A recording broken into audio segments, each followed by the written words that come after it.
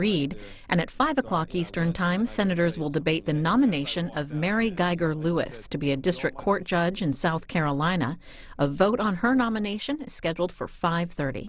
Live coverage of the Senate here on C-SPAN 2.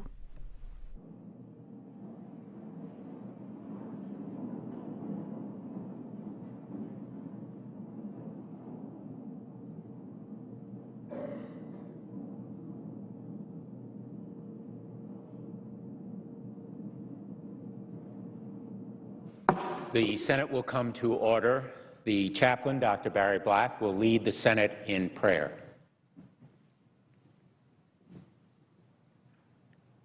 Let us pray. Eternal God, in your faithfulness, guide our senators today. As they trust your leadership, may they experience your faithful love.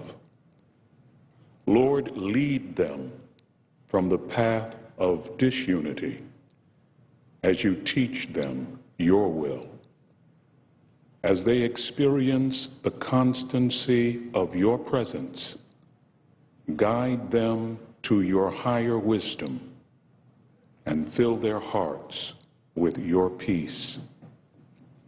Watch over them with your gracious protection.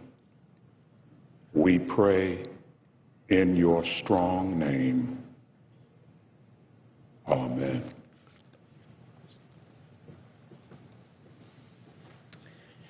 Please join me in reciting the Pledge of Allegiance to the flag.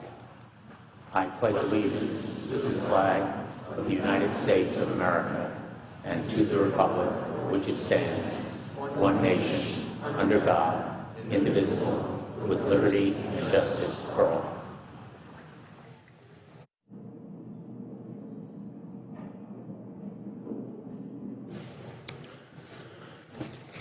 The clerk will read a communication to the Senate. Washington, D.C., June 18, 2012. To the Senate, under the provisions of Rule 1, Paragraph 3 of the Standing Rules of the Senate, I hereby appoint the Honorable Richard Blumenthal, a senator from the state of Connecticut, to perform the duties of the chair. Signed, Daniel K. Inouye, President pro tempore. The Majority Leader. I now move to proceed to count number 250, S. 1940. The clerk will report. Motion to proceed to counter number 250, S. 1940, a bill to amend the National Flood Insurance Act of 1968 and so forth, and for other purposes. Mr. President, the Senate will continue debate on the Farm Bill today. At 5 o'clock, we'll proceed to executive session to consider the nomination of Mary Lewis to be a United States District Judge for the District of South Carolina. At 5:30 this evening, there will be a roll call vote on confirmation of Lewis' nomination. I've spoken to Senator Stabenow several times in the last couple of days. In fact, about time did I get back? 3 o'clock, 2 o'clock or thereabouts. Today, and she indicated to me they're making progress on the bill. So there was one amendment she was concerned about. I worked that out and told her she could go ahead and have that as part of the consent agreement. So I've worked very hard to try to make life of Senator Stabenow and Roberts easier and work through some of the problems that my people had. But, Mr. President, the issues on this bill overwhelmingly are on the other side, and I hope that we can work something out. They've worked so hard, Stabenow and Roberts, and I hope we can find a path forward. It's important. I commend them for their dedication to this measure, which cuts subsidies and protects 16 million American jobs. We've spent so much precious time on this bill, precious time that we don't have. And we need to move forward on it. We're going to move forward or off this bill. I hope we'll be able to move forward today with this. Otherwise, we're going to have to file cloture on the bill because we've had too much, it's the third week of jockeying around on this bill. Mr. President, Astrid Silva is an average American 24-year-old from all outward appearances. She's a Las Vegas resident. She's fascinated with Nevada history, whether it's Area 51 or about the time when it's alleged the mob ran the casinos. She's active in the community, school politics, and local politics. One day Astrid would like to come to Washington, D.C. to see, as she said, the Declaration of Independence. See it herself. She recently completed her associate's degree at the College of Southern Nevada, and she dreams of completing her bachelor's degree at UNLV. But there's one thing standing in her way. Astrid's not an American citizen. 20 years ago this week, this little girl, 3.5 years old, little baby girl, was brought to the United States by her parents. She has no knowledge of Mexico. America is her country. The country where she was born, Mexico, she knows nothing about it. She speaks perfect English. She was an honor student in high school. And she's never called any place but Nevada her home. So, of course, I thought of this brave young woman when President Obama announced last Friday he would suspend deportation of young people like Astrid, who were brought to this country illegally when they were only children. Mr. President, I had a difficult campaign, as everyone knows. And during that campaign, on occasion, I would be given a little handwritten note. I would look at it later, and it was from Astrid, telling me of her dreams that she wanted to be fulfilled, that she couldn't, because she was not a citizen, even though this was her country. She's been looking over her shoulder for many years now, since the time she was old enough to understand, afraid of deportation. And she decided she was going to step out of the shadows and be no longer afraid and become an advocate for the DREAM Act. She was truly a dreamer. As we know, the DREAM Act would create a pathway to citizenship for upstanding young people who are brought to this country through no fault of their own, who want to attend college or serve our nation in the armed services. The DREAM Act is not amnesty. It rewards responsibility and opportunity. Astrid's handwritten letters convinced me years ago of the importance of this issue. Unfortunately, Republican opposition has stalled this legislation. I was stunned listening to the Republican nominee for president say, why doesn't Congress do this? Mr. President, we've tried. We can't get Republican votes. We've tried.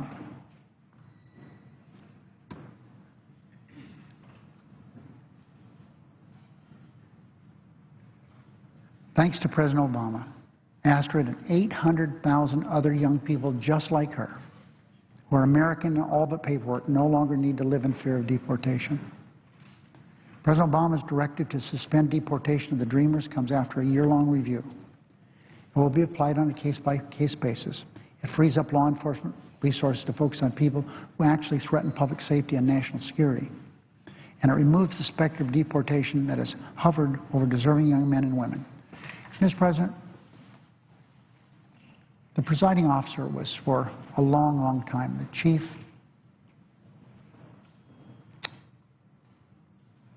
attorney, the chief enforcer of the law in the state of Connecticut. And you had to direct your resources to where they could best be used.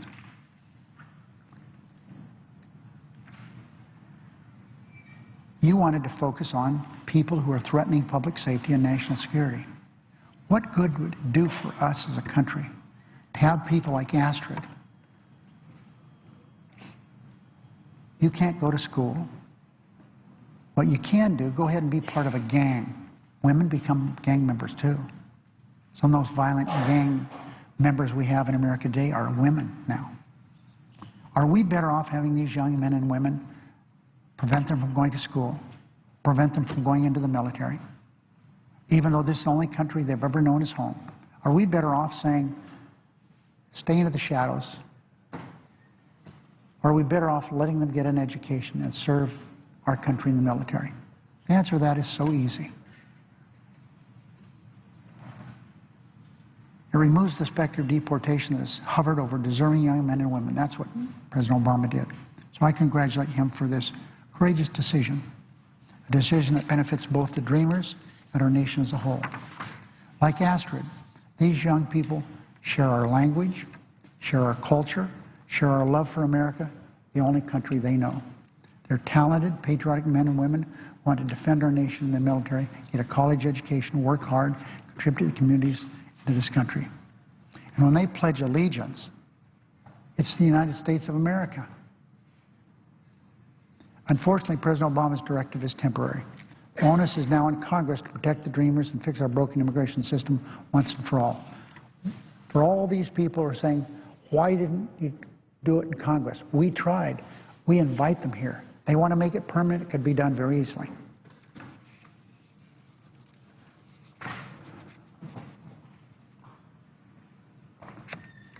Comprehensive immigration reform should be tough, fair, and practical.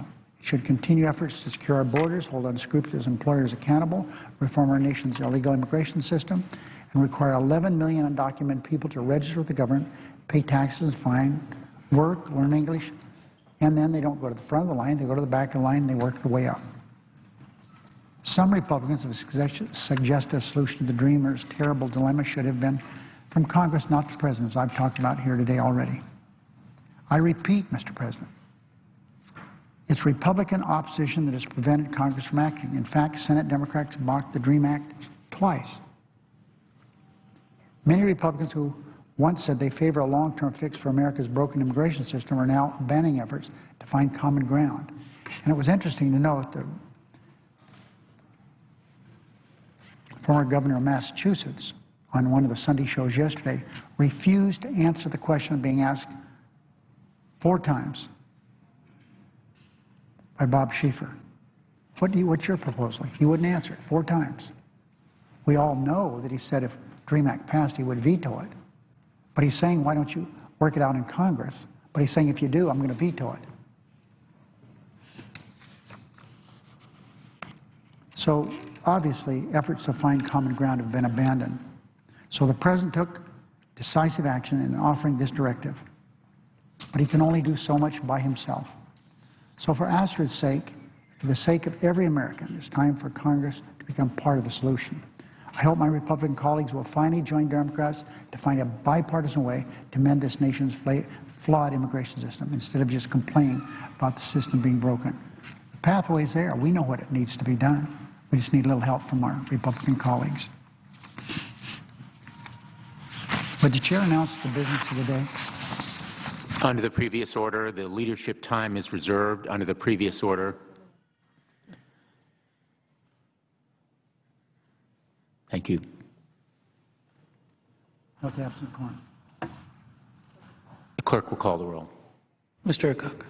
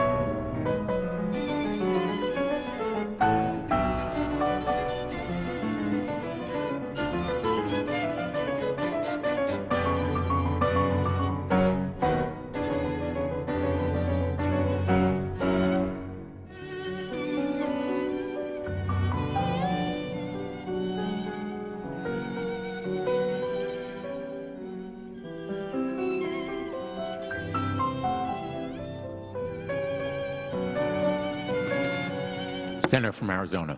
Mr. President, I ask unanimous consent that further proceedings under the quorum call be dispensed with. Without objection. Thank you, Mr. President. I want to respond today to some statements that President Obama has been making on the campaign trail regarding debt, spending, and taxes during his administration. Last week, the President said that he shouldn't be blamed for massive debt and spending in recent years because, in his words, it was all baked into the cake when he took office. He also contended that his administration has done the responsible thing and taken steps to fix our nation's fiscal problems. Here's the totality of what the President said, quote, "I love it when these guys talk about debt and deficits. I inherited a $1 trillion deficit. We signed $2 trillion of spending cuts into law. Spending under my administration has grown more slowly than under any president in the last 60 years. They baked all this stuff into the cake with the tax cuts and the war." End of quote. Well, I'd like to respond to each of these things that the President said. First, on deficits and debt. President Obama is not the reformer he makes himself out to be. Since he took office, the national debt has climbed by $5 trillion. It's now larger than the entire economy. And if you take his entire 4 years and all of the presidents before him, he has incurred as much debt as all of the presidents from George Washington through George W. Bush just in his time as president. Yearly deficits, which is the gap between revenues and spending, have grown substantially. Despite a promise to cut the deficit in half by the end of his first term, the president has run annual deficits in excess of $1 trillion for 4 years in a row. None of this has anything to do with what happened before he became president. So how about after he became president? According to the president's own budget numbers, in 2009, the first year of his presidency, the deficit was $1.4 trillion. In 2010, the deficit was $1.3 trillion. In 2011, again, it was $1.3 trillion. And if the president's policies are followed, the deficit in this year is expected to top $1.3 trillion. Those are all in the years when he was president. The highest deficit under President Bush, his predecessor, $458 billion. That was in 2008. Every deficit under President Obama has been more than double that figure. But President Obama says he's blameless when it comes to the debt problem? Not hardly. He's never even submitted a plan that comes close to balancing the budget, even with the massive tax hike that he supports. And as Washington Post columnist Dana Milbank wrote last week, quote, "Despite the president's claim that both parties have laid out their policies on the table, President Obama has made no serious proposal to fix the runaway entitlement programs that threaten to swamp the government's finances." End of quote. And Dana Milbank is not a conservative or a Republican. Second, let's take a look at the president's claim that spending during his presidency has grown more slowly than during any presidency in the last 60 years. That claim does not pass the smell test. Keith Hennessy, former director of the National Economic Council, is one of many observers who have debunked this claim. First, as Hennessy notes, the president's claim is based on a discredited article that suggests he isn't really accountable for anything that happened before October 1st, 2009. That's the start of the fiscal year, but of course he took office almost 9 months before that time. In other words, that timetable excludes the auto bailouts, the first year of the stimulus bill, which of course was President Obama's legislation, the bailouts of Fannie Mae and Freddie Mac, and a lot of other things. As Hennessy writes, this date was cherry-picked to make President Obama's record look good. And I would just ask, does President Obama also disclaim anything to do with bailing out the auto companies, for example, that occurred during that same period of time? No, last time I checked, he was bragging about that. That's the height of cherry picking. The things that make you look good, you take. The things that don't, you reject. You can't have it both ways. Well, second, the president actually proposed spending far higher than what was enacted into law. For example, his latest budget request proposed spending of $3,720 billion in fiscal year 2013. But the President's taking credit for spending in the CBO baseline, which is $3.58 trillion, which is somewhat less than the $3.72 trillion that he proposed. So the President wanted to spend more, but was restrained by the Republicans in the House of Representatives in Congress. Mr. Hennessy also explains how the President's spending claim collapses once you take three basic errors into account. He writes, and I quote, "If you instead do this calculation the right way and measure the average annual growth rate from fiscal year 2008 to CBO scoring of the President's budget proposal for 2013, you get an average annual growth rate of federal spending of 4.5%.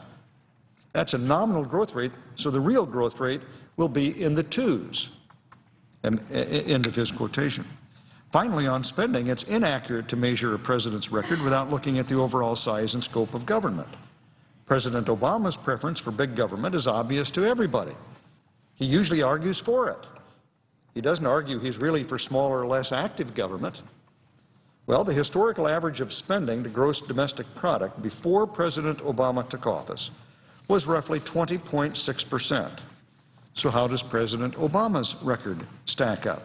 Here's the breakdown of spending to gross domestic product.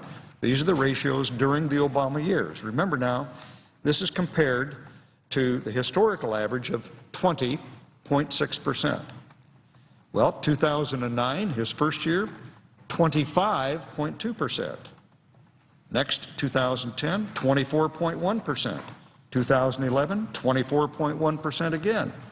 And estimated this year, 2012, 24.3%.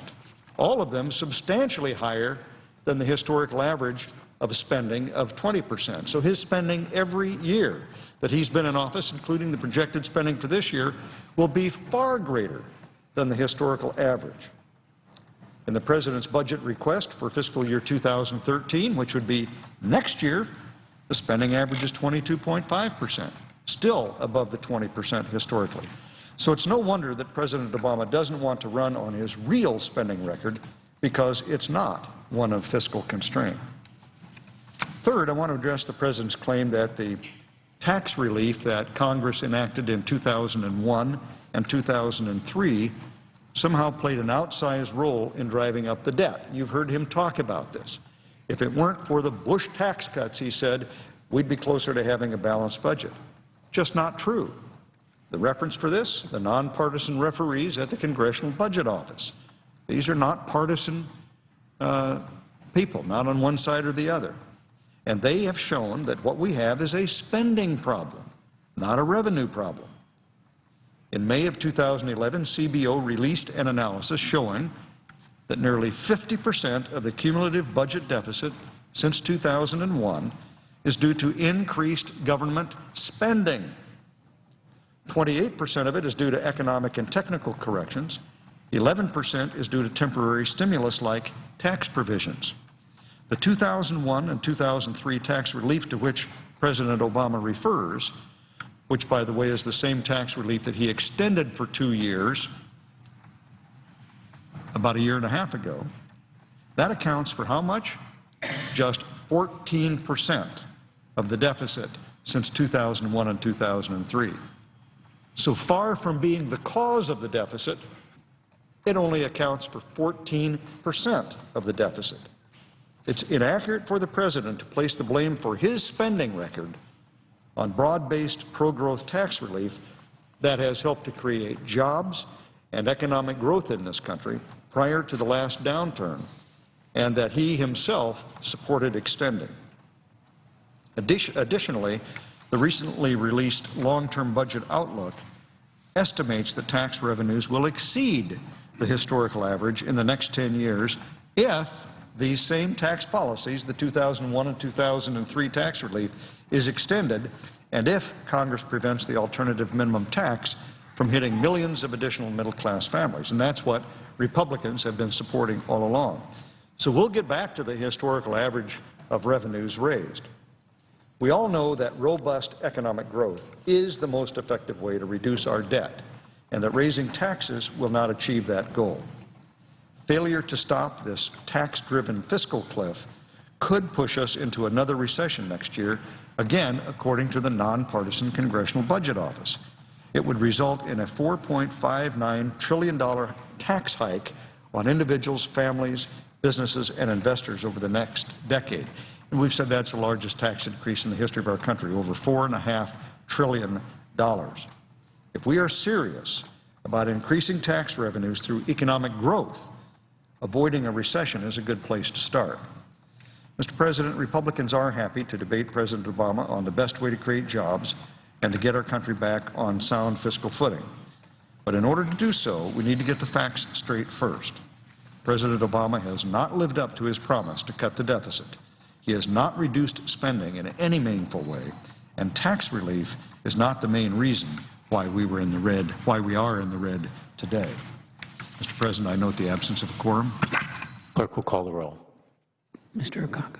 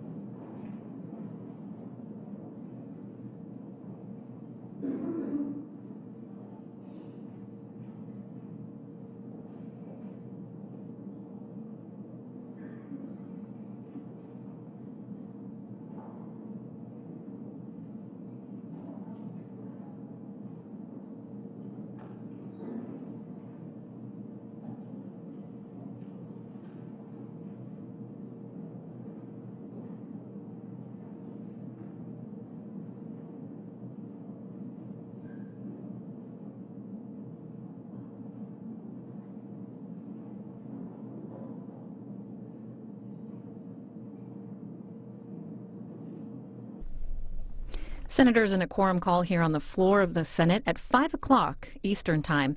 They're going to debate the nomination of Mary Geiger Lewis. She's up to be a district court judge in South Carolina. And a vote on her nomination is scheduled for 5:30.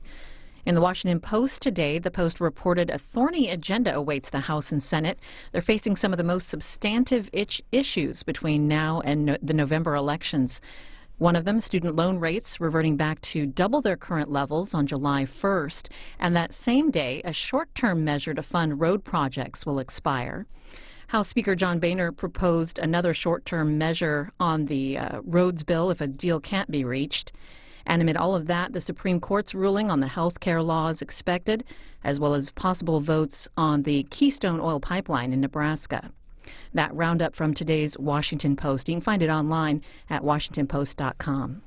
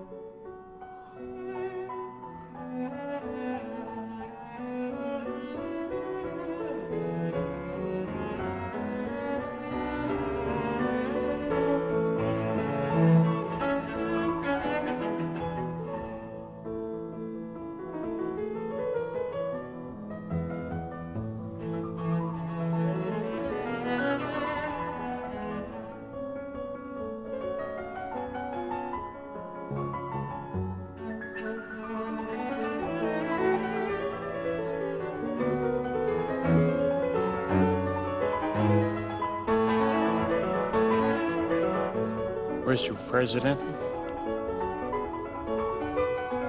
Senator from South Dakota.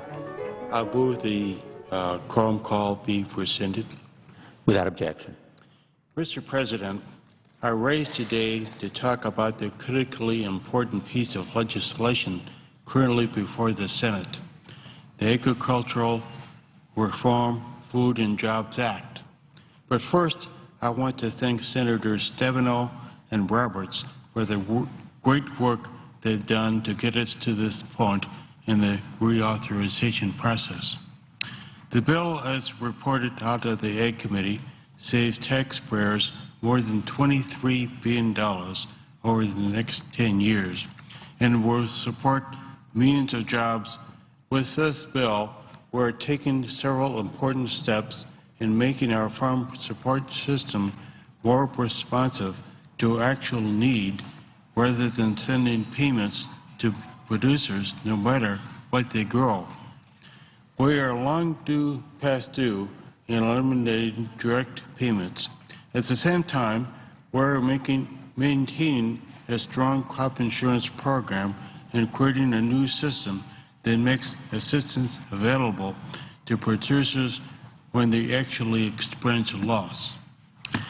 Another important area of reform in this bill is payment limitations and ensuring that actual farmers receive payments.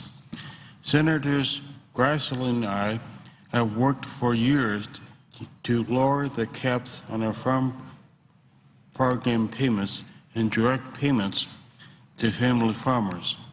The new Agricultural Risk Coverage Program contains a cap of $50,000 and requires that program payment recipients contribute labor to their farm operation. Current law has enabled multiple farm managers in their operation to qualify for separate farm program payments with as little participation as one conference call a year. Not anymore under this bill. I'm disappointed that there have been amendments filed to weaken this language. I don't understand how anyone can stand before this body and justify sending federal farm program payments to people who aren't engaged in agriculture. Our country faces serious physical challenges, and it seems to me that limiting farm payments to real farmers is a reasonable concept. I urge my colleagues to oppose efforts to weaken this language. With this bill, we're also taking important steps to combine and streamline our conservation programs while still allowing us to continue meeting the same land, water, and wildlife goals. Additionally, this bill contains a sod saver provision that will discourage the breaking of native sod for crop production. One area of the bill with which I am disappointed is that it does not contain a livestock title. However, I have joined with some of my colleagues in filing the amendments to give our livestock, independent livestock producers a fair shake in the marketplace. Along with Senator Grassley and others, I have worked for more than a decade to prohibit the ownership of livestock by the big meat packers for more than 14 days prior to slaughter. Additionally, I've joined with Senator Enzi in filing an amendment to require more transparency in the use of forward contracts in the livestock markets. These are important provisions that I hope my colleagues will support. I would also like to applaud the committee's work on the energy and rural development titles, which strengthen our rural economies. The Rural Development Water and Wastewater Program has been a critical funding source to help alleviate a severe water infrastructure need on the Cheyenne River Sioux Indian Reservation. I hope my colleagues will act favorably on Senator Brown's amendment that I have co-sponsored to bolster this and other rural development programs. Finally, I would like to commend efforts to address the pine beetle epidemic on the forestry channel of this bill. The underlying bill does good work to increase flexibility, and I support the efforts of Senator Mark Udall and others to increase the resources we are providing to the Forest Service to address this threat to our forest health and public safety. Mr. President, I understand that the Ag Committee leaders and the Senate leadership have been making progress in their negotiations toward an agreement on a path forward. I hope we can avoid letting a small minority of senators hold up progress on this bill. It's time that we act and that we give our producers certainty. Mr. President, I yield the floor, and I note an absence of a quorum. Clerk will call the roll. Mr. Akaka.